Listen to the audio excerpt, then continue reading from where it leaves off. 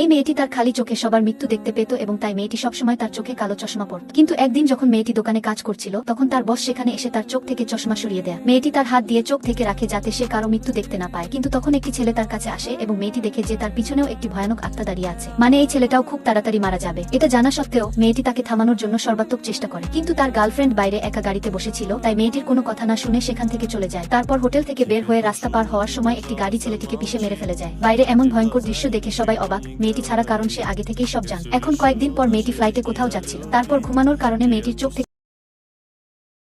এই মেয়েটি তার খালি চোখে সবার মৃত্যু দেখতে পেত এবং তাই মেয়েটি সবসময় তার চোখে কালো চশমা পরত। কিন্তু একদিন যখন মেয়েটি দোকানে কাজ করছিল তখন তার বস সেখানে এসে তার চোখ থেকে চশমা সরিয়ে দেয়। মেয়েটি তার হাত দিয়ে চোখ থেকে রাখে যাতে সে কারো মৃত্যু দেখতে না পায়। কিন্তু তখন একটি ছেলে তার কাছে আসে এবং মেয়েটি দেখে যে তার পিছনেও একটি ভয়ানক আত্মা দাঁড়িয়ে আছে, মানে এই ছেলেটাও খুব তাড়াতাড়ি মারা যাবে। এটা জানা সত্ত্বেও মেয়েটি তাকে থামানোর জন্য সর্বাত্মক চেষ্টা করে, কিন্তু তার গার্লফ্রেন্ড বাইরে একা গাড়িতে বসেছিল তাই মেয়েটির